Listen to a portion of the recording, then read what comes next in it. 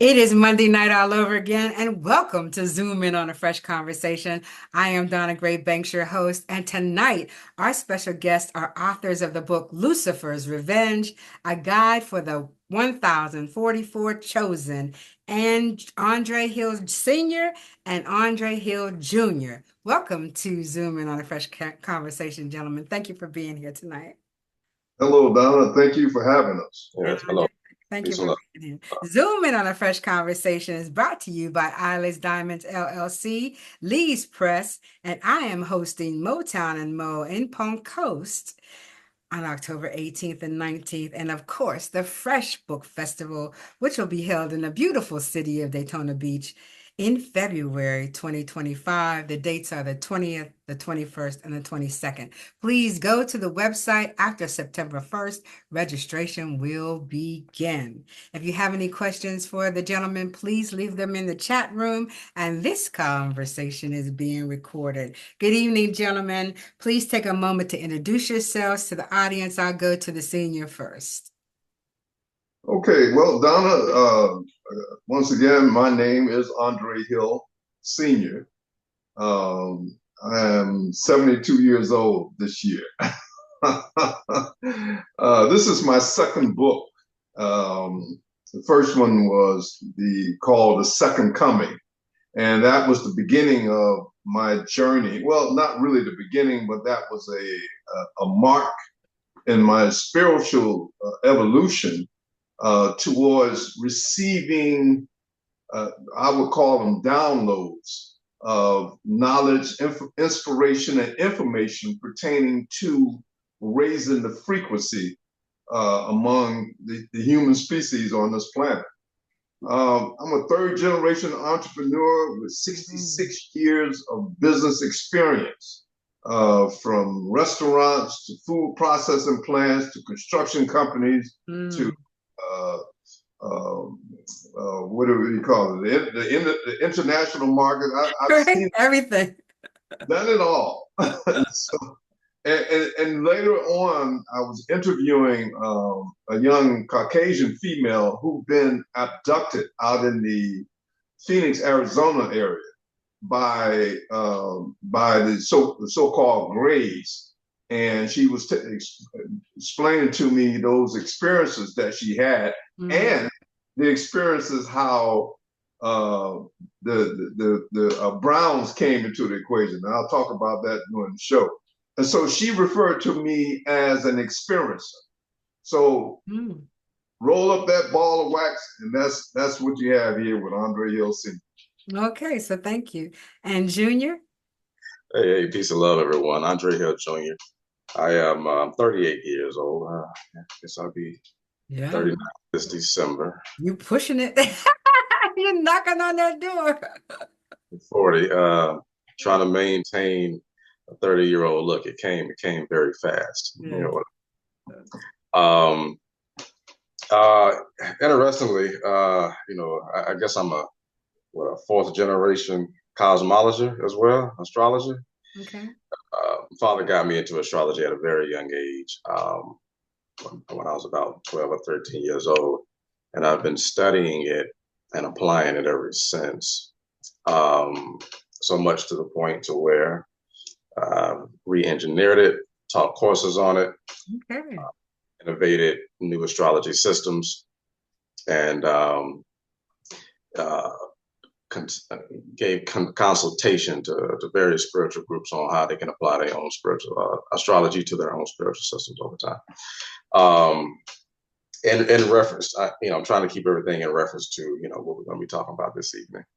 How do we start writing this book? How did I get involved with it? Actually, my father, very briefly, my father came to me one day. He said, "Hey man, I'm gonna write a new book." I said, "Okay." And he said, "I want you to do me a favor and write a short, brief synopsis on Lilith, Adam's first wife of the Bible." Right. I said, "Okay, I'm gonna do that." But at first, I was kind of reluctant. I was like, "That I really don't have a lot of time. I got a lot of stuff on my plate, dealing with different construction of real estate projects." needless to say, I ended up writing, I think, just slightly more words than he did in the book. So it became a equal collaborative effort.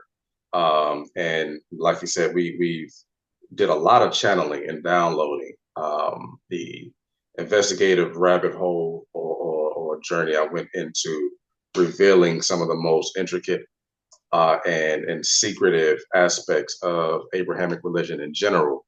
We found it and we put it in this book. So I'm going to go for the religious side first, and then as I put the questions together, I thought, well, let's get the religion side, and then we'll go to the spiritual side, right? Because they both are relevant in this day and time. So the first question is, how long have you been working on the project? And Andre Senior, I'll go to you first. So, well, it took us about, I expected about 4, 5, 6, maybe 6 months to have this project wrapped up. And so, but then it ended up when my son got involved, he got turned on by the great beam of the great light from above. And we went on for a year. It went beyond my 6 month project date. And so what, it took us about a year, man? No, not quite a year. Yeah, it was just very close to a year. Yeah. Well, anything past 6 months is a year. You know what I mean? Once you stretch it out, right? So Andre Jr., what did you think was the hardest part and what took so long? Like what chapter did you get hung up on? More than likely the Jesus chapter. Of course. Right. Doing the objective, non-biased research on exactly who and what Jesus Christ is. Right. That was probably, and it ended up being the longest chapter, of course. I'm sure. Yeah. But probably the most controversial chapter as well. Absolutely. Well, yeah, I can see that. Yeah, I can see that because of the difference in theologies around the world, right? So that's a very thin line that you have to walk. Yeah. Yeah, not temperately, but exactly, because if you don't, people will pick it up and pick it apart. The book of Revelations, they speak about the chosen ones, and Junior, I'm gonna go to you first. And I had a meeting here today in my house, and I said, so tell me about Revelations in the 1044. Does anybody know anything about it? And they did. Now, is it something that's hidden in Revelation so people don't get it? Or tell me what it is. 144 in Revelations in particular. It talks about It's 144,000, right? Not 144 people, right? Okay. Right, Making true. that straight. Yeah. I would make that distinction. It is 144,000. But even when we look at that number can add or subtract zeros. Right. Because the 144 is the special formula there. It's divisible by 12, which is, let's say, it's the numerator, right? It's where everything starts, right? Okay. It's a foundational number, right? Uh, some of our most advanced ancestors, even when they started dividing time, they used that base 60 sequence or formula, which is also divisible by 12, to to give some kind of structure to our three-dimensional perception, basically. Is also is one of the most key numbers in the golden ratio as well, right?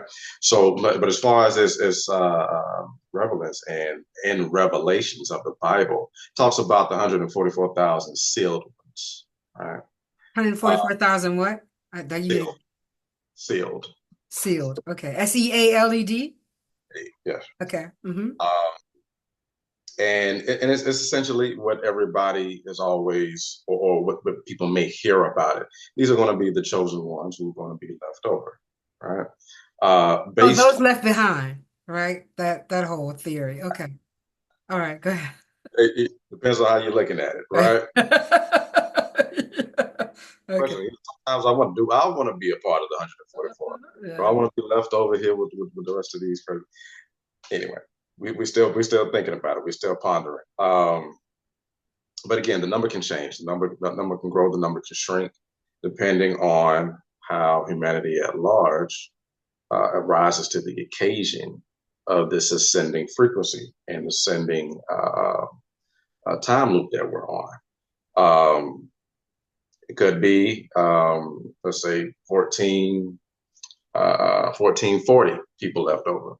Could be 1.44 million people left over, right?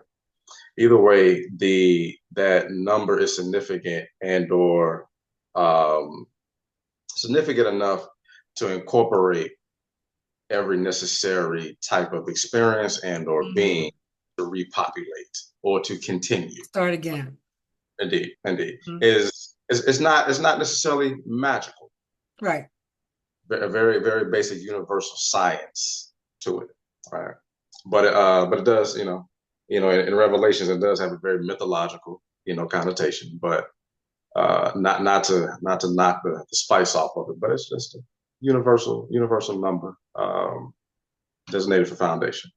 And so, Senior, if it is such a crucial part of Revelations, why don't people know about it? Well, first of all, you got to look at the source of who wrote the Bible.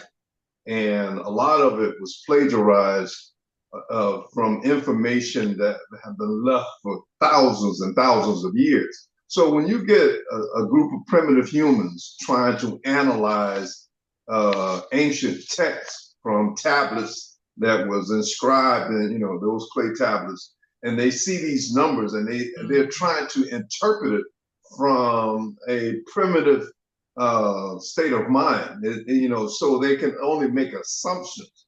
Me, I know specifically what it means. In this solar system, with dealing with this planet, our ancient ancestors who helped develop us as a species here had to do mathematical computations on the planet, how long it takes to orbit the sun, and also the artificial moon that was put in place as a counterbalance, how many cycles it has. So if you calculate those cycles, you have the annual cycles. It takes the Earth 365 days to circle the sun. Every time that the planet shifts, the electromagnetic field shift. Every time the other planets and associated, like Jupiter, Mars, and Saturn, every time they shift, the magnetic fields shift. And this creates diversity in the human species. Diversity such as some people are going to be good chemists, some people will be good astronauts or jets, and some may be garbage men or farmers. So it creates the balance of diversity in not only the human species, but every all matter within the solar system, and in particular on Earth. So those ancient ancestors, they had to experiment with those calculations. They didn't just overnight. I mean, they had a basis, a premise for calculating it, but it took them a while to come up with those computations. When the moon cycles create the monthly adjustments in that equation. So there are 12 monthly basic. Now, do you want to? Now, my son deals with specifics of the second, the minute, and the hour. I deal with the basics because it's my job to. I'm like a supervisor for the 144,000, and so it's my job to help interpret and guide them in the direction of understanding what their mission and their purpose is. So when you understand, the 12 times 12, the 12 months, monthly cycles, and the 12 annual cycles, you multiply that, you come up with 144,000. Now in Revelations, they give some very awkward formula. Well, it's the 12 times 12 times 1,000. Something And about some tribes and that kind of stuff. yeah, that's all speculative because they really didn't understand how that electromagnetic fields are the architect of all matter. Every second a heavenly body moves, the field changes, and any matter in association with that adjustment will adjust. Maybe the cell may turn a little bit to the north, a little bit to the south, and then that gives it a different perspective, and it draws on different energy and different frequencies throughout the whole solar system. So, So so Google says that 144,000 are sealed servants of God, representing a faithful remnant chosen for protection and preservation. Their identity transcends mere numbers, pointing to spiritual significance.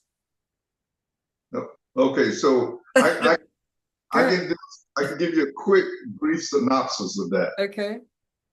Um, in the variables, Mm-hmm. there are souls that come to this planet as sacrifices, or they as volunteers, just like a person may go join the Red Cross, to go to undeveloped nations to help lend their services to advance the technology. So the same thing happens throughout the universe. There are souls that have reached the point where, okay, I want to go on an excursion or I want to go on an experiment on a low frequency planet, and be left there to learn and experience things.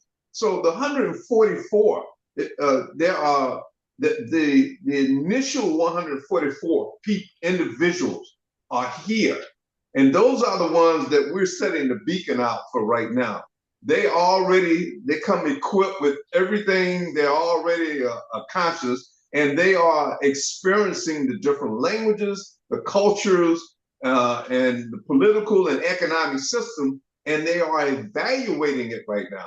So what they are required to do is they will pick up on the frequency that my son and I have set out, and they have a very short time to get it together and come and get with us. Then that 144 basic personality, that their primary purpose is to come together and demonstrate by example.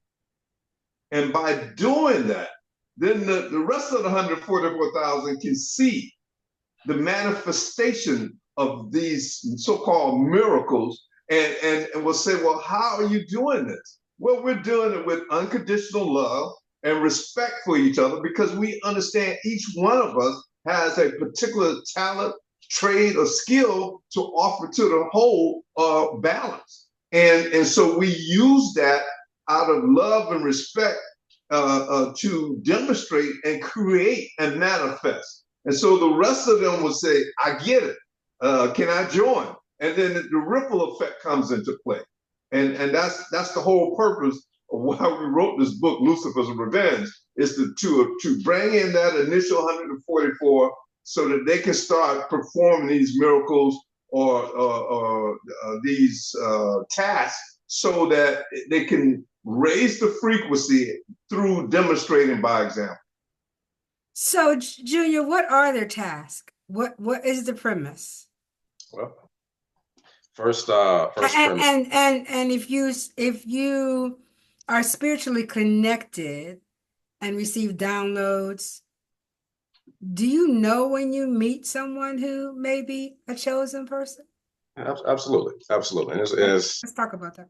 it's much more. It's not a complicated, thing. But to answer your first question, what are the tasks? We have several layers of let's say laws that we abide by in its existence, and at the very top we have universal law, right? We have universal law, and universal law with on that frequency, on that level, um, I would like to believe it. In my 38, 39 years, love is going to be the highest frequency there. that particular experience, right? Um, having faith that you are a part of this universe and you're not below this universe. You're not, or there's not a entity that's above you and or beyond you and disconnected from you, right? So having that understanding first and foremost, then sets you up to understand every layer under, which allows you to exist in this plane. Um, and beneath those, you've got natural law and then contract law, right? And so that's mostly what we deal with from day to day when we're dealing with each other on this planet here. What are we going to agree to, and how are we going to agree to engage with one another? Yeah. And so we do want to maintain that frequency of love first. We also want to maintain a stewardship and a responsibility, not only for ourselves, but also for this planet, because this planet is hosting the experiences that the Most High in the universe wants. All right. So we have, I believe it's in Genesis, the meek shall inherit the earth, right? Yeah, that's important, and that's our job. As minimal as it sounds, we have to become again extremely harmonious with this planet, just like every other organism out here, right? Just like every other organism is very intricate and doing exactly what it needs to do within its ecosystem in order for life to continue. Right. We have to get in harmony with our ecosystem as well. Although we have somewhat of a higher from our perspective, we seemingly have let me say this, we have I want to say a greater intelligence capacity, okay, or greater emotional capacity than most other organisms on this planet. All right. And so with those, we're very responsible for making sure that we sustain life here so that these experiences can continue towards ascension, and making sure we maintain that frequency of universal law. So let's discuss the 144,000 petals of the main chakra, or the coronal, is that how you pronounce it? Located at the summit of the cranium, which represents the 144,000 rays of light originating from all 7 chakras or centers of energy of the body, deployed and balanced, or again, the 144,000 vibrations of the divine creation, which are the source of life. So let's talk about the chakra and the coronal and the cranium. And I'm going to start with you, Senior.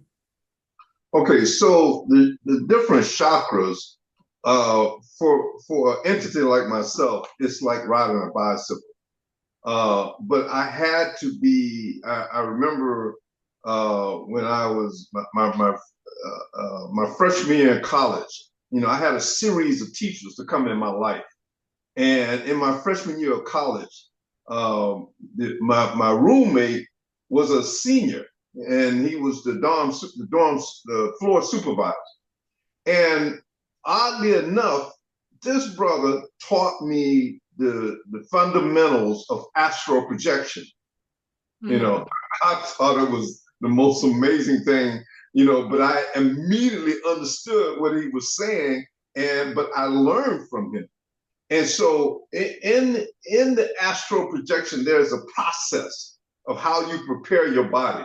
And you start here at the third eye, and you work all down through all the chakras in order to release your soul. So my field of expertise, is not in studying the different healing effects, because when I want to heal myself, I go into a deep meditation. I go almost into the same process like I do if I was going to astral project, or I turn on a certain frequency here of late and start the process of healing my body.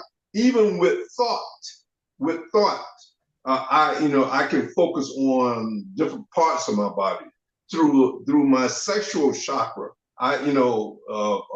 Women are a very powerful source for jump starting that healing process. So I would use, any woman that I was involved with to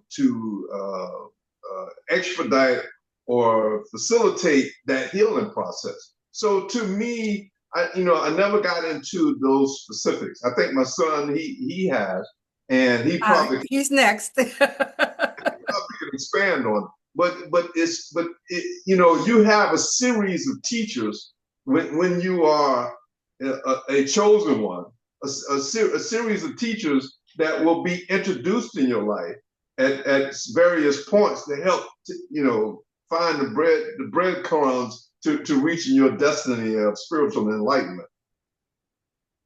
So I'm going to send that question to you, Junior. So do you want me to say it again? Because it was pretty long.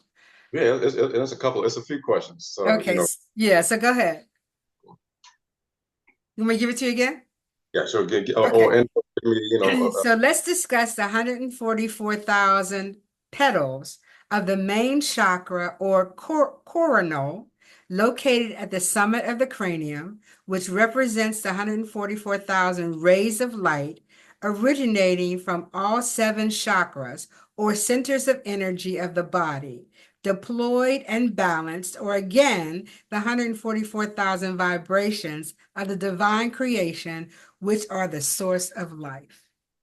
understood. What's interesting is I'm also a part of a Kemetic temple. In other words, an Egyptian temple, right? And We never did find out how we built the pyramids or the Aztecs did. That's a whole story, right? We know. we know, yeah.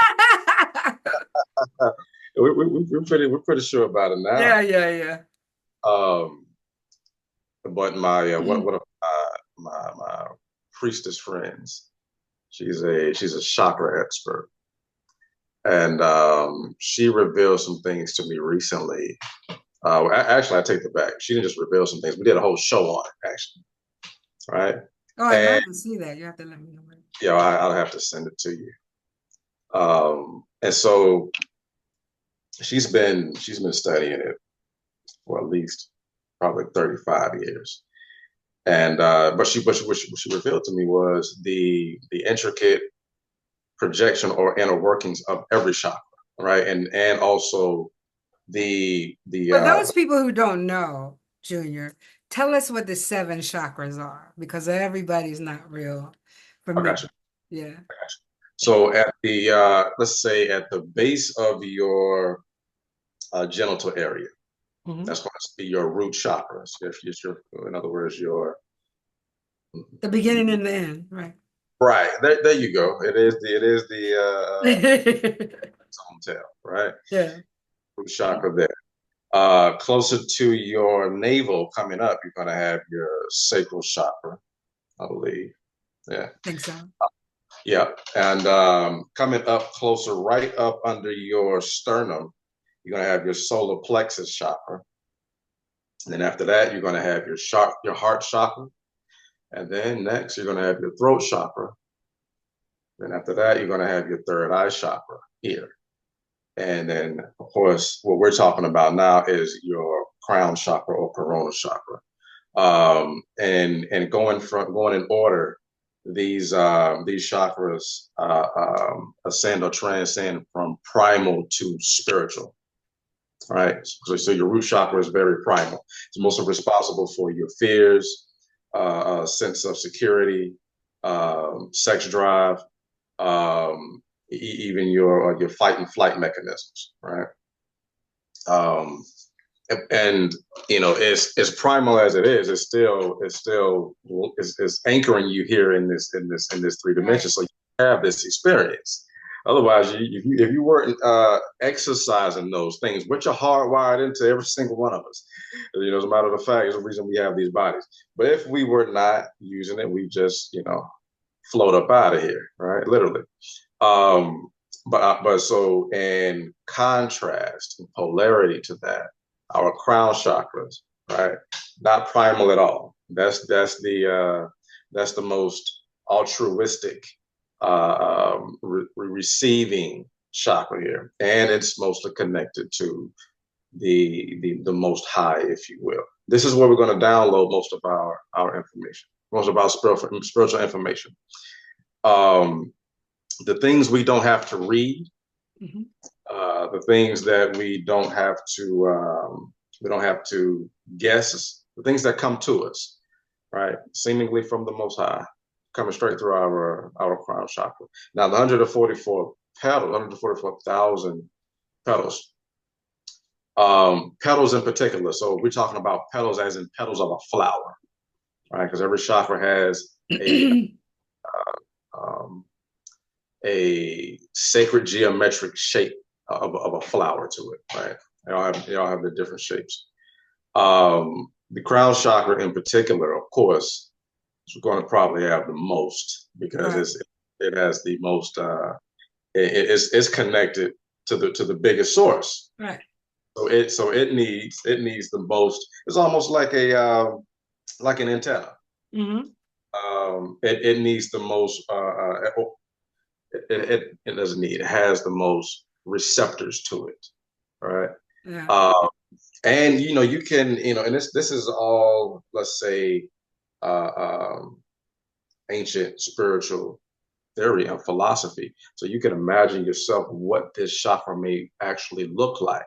But you can imagine every chakra has several layers of let's say, petal layers that are all spinning in different directions. And like what Dad was saying, creating these electromagnetic fields, which are just like uh, um, receivers on your radio, picking up frequencies. Let's talk about, thank you for that. Let's talk about the DMT molecule that is produced in the center of the brain by a gland called the pineal gland, spiritually known as the third eye. What exactly is the DMT molecule? And I'll go to you, Senior. So my understanding of the pineal gland, Pineal? uh, Okay. yeah, it's like a biological computer chip that produces all of the natural resources like melanin and a number of other things, which your mitochondria DNA that women have. It's a regulator, it's a receptor, it's the ultimate program that regulates all of those faculties of the human body and the soul.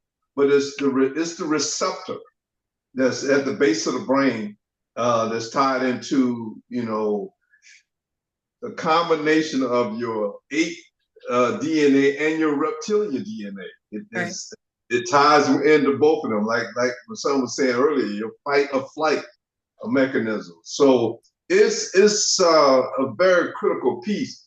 What has happened to our Caucasian brothers and sisters is that their DNA came from a subterranean part of the world, and so therefore they were out of touch, with the sun and that evolutionary process. So their pineal gland calcified, and that's why they have to rely or create a parasitic environment to live off of melanated people in order for them to survive or to express themselves properly. So it's a very intricate part of the soul and the aboriginal bodies, a very intricate part, and that's my understanding.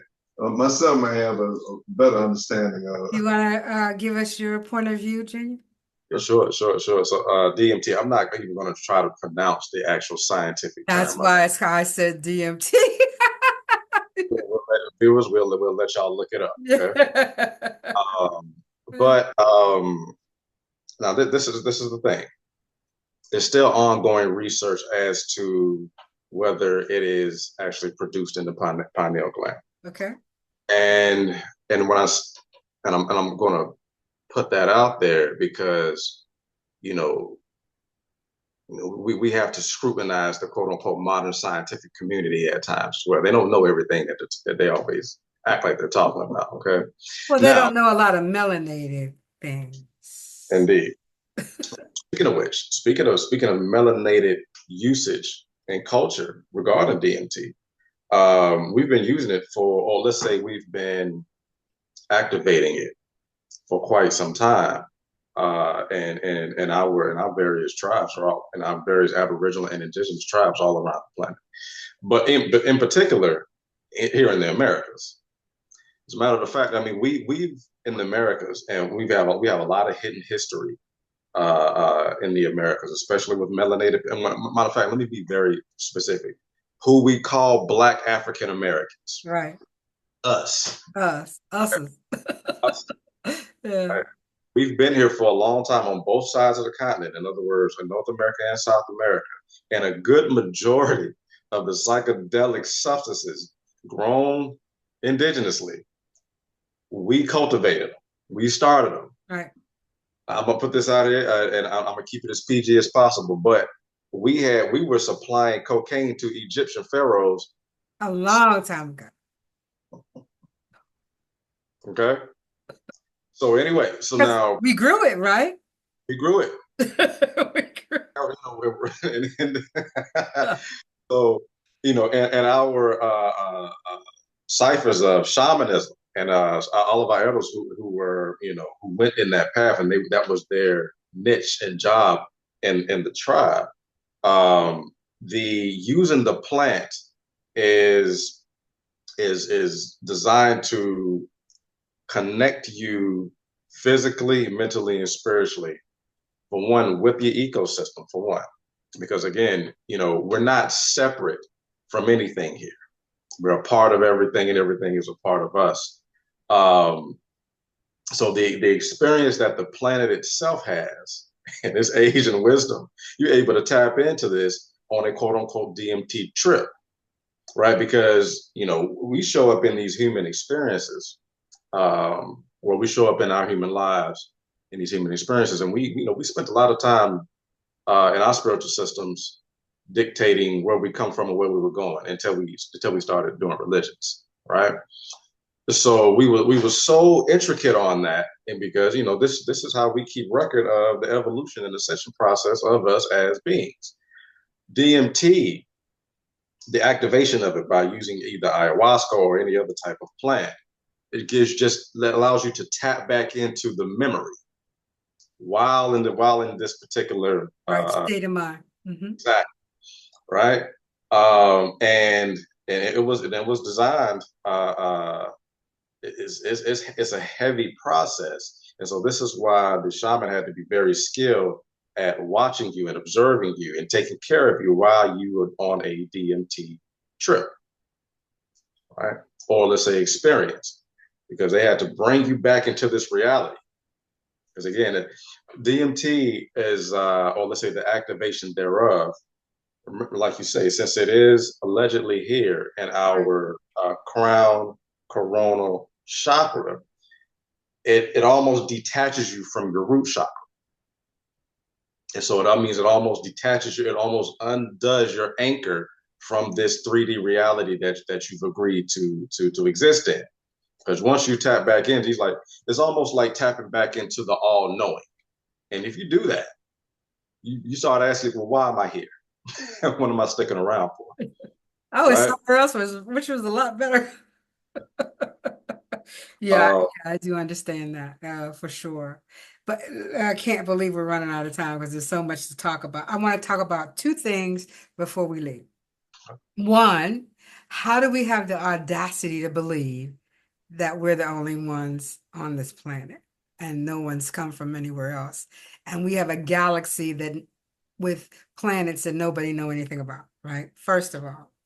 And second of all, the ideologies together, can you bridge that gap and make people think, mm, probably not, but I'm gonna ask you this question. Do you believe that the ideologies that we're talking about can be transformed into people who are theologically underground. I mean, who, have been put right here forever. And will there ever be a separation? So one, how do we think that we have the audacity to be the only ones on this planet? And two, will we be able to ever separate that book, that holy grail that everyone says is the blueprint for life, right? And let them understand that your blueprint for life is here. So I'm gonna go to you, Junior, and then to you, Cindy. Okay. How do we have the audacity to believe we're How do the we have the audacity to believe? I will give the entities who crafted the illusion that we are the only ones here the credit. They were very good at what they do, and they took a very long time to do it. They didn't do it overnight. Right. So let me just give you an instance. Just the curation of Jesus took them 550 years to character develop him and seal his image. Right. Took them 550 years to do it. I mean, you're talking about just writing the script of him and finalizing it.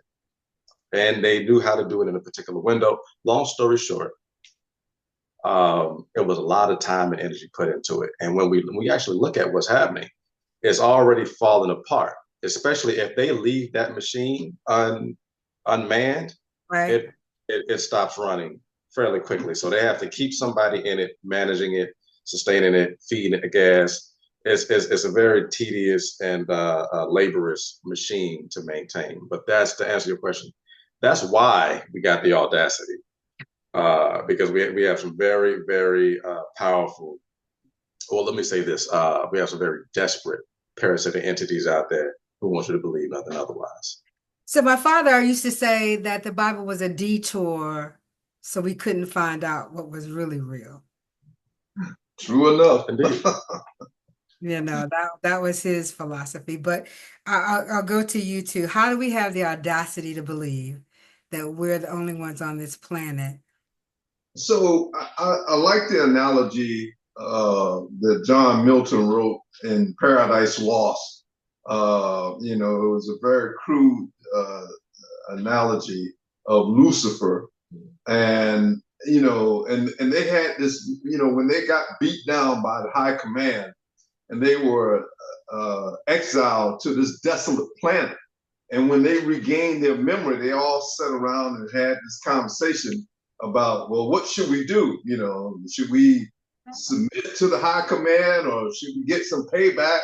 And that's when Beelzebub said, well, when I was on the planet with the high command, I heard about this new planet that they're developing called Earth. And why don't we go there and get our revenge there? And so that's the whole basis why we call this book Lucifer's Revenge.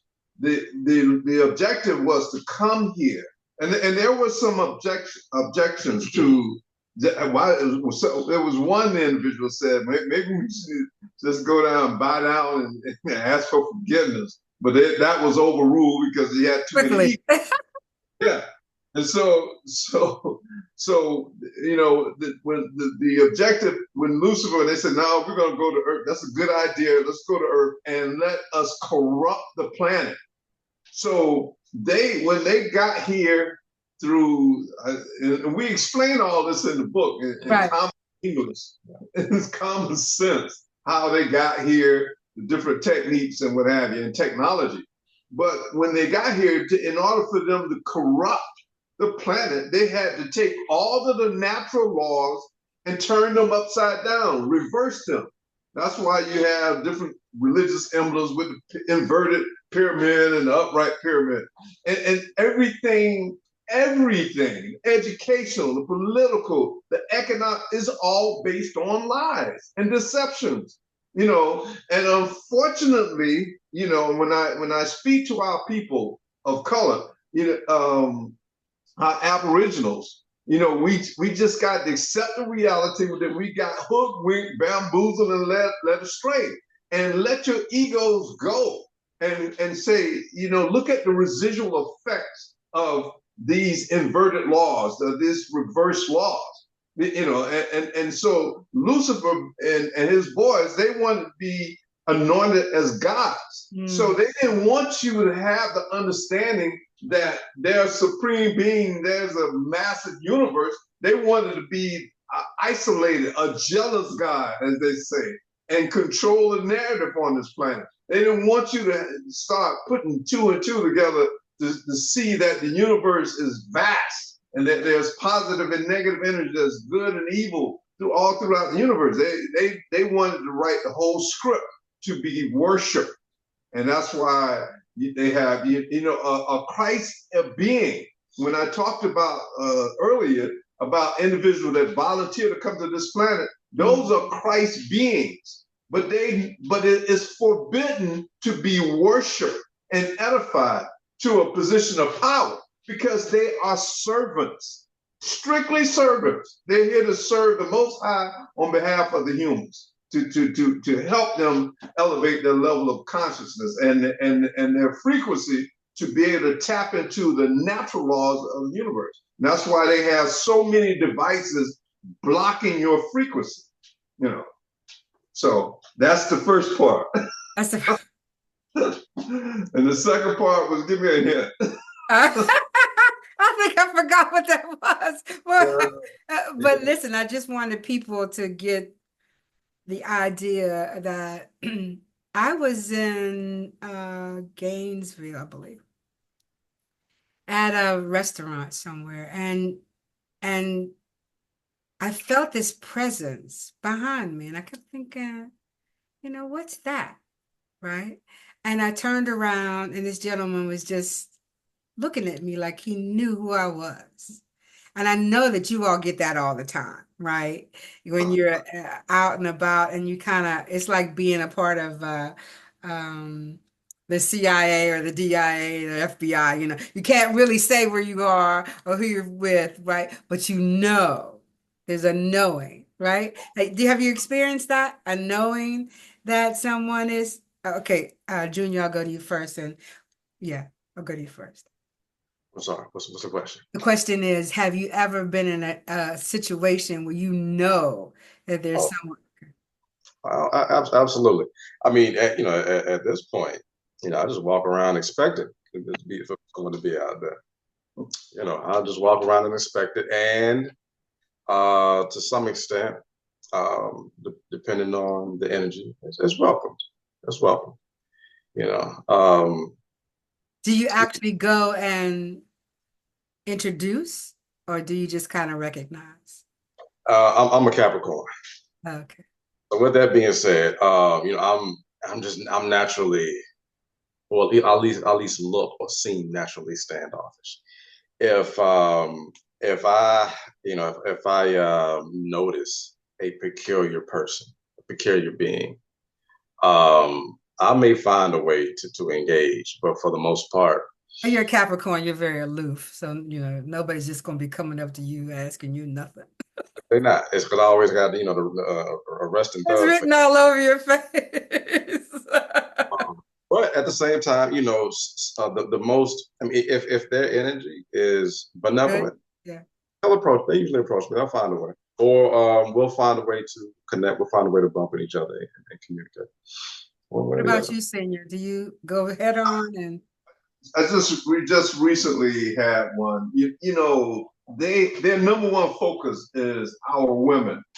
Anytime we recruit women to bring into the organization, they automatically go after her. They will offer our women jobs, grants, exposure, anything, because they know that, without women in this movement, it won't go anywhere. It's just one oar in the water. So just recently, I told the sister, I'll meet you, but I don't talk about over the telephone where I'm going to meet. So don't call out a particular restaurant or place, because I did have about 20 some years ago, a bad experience where they got bold enough to put something in my drink. And I got the flu immediately, like 30 minutes after I walked out of this restaurant. So, that was a lesson to me. I don't talk about where I'm going to consume items. But just a couple of weeks ago, this one guy, he was so out of place in this little country town. I lived in DC, so I know the different clothing, different styles. And this guy, he's just bold. He just came and sat right next to us, and then it was like, they know they're not intimidating me. but sometimes, they'll try to intimidate new recruits. Say, well, we got a better offer for you to sell your people out. Better offer to sell your people out. Well, I Absolutely. really have to go. It's 8:53, and the book is called Lucifer's Revenge, a guide for the 144,000 chosen, Andre Hill Sr. and Andre Hill Jr. You can find this book on Amazon.com. Please reach out and get yourself a copy. It really is a blueprint Indeed. to finding out the frequencies and how we should never have the audacity that we are the only ones on this planet. Thank you, gentlemen, for being here very much. And I'll see you Friday night when we have a panel discussion on Zoom in on a fresh conversation after dark about the 144,000 chosen. So thank you very much. And good night, gentlemen. Good Good night. night, and thank you for having us. Thank you. All right.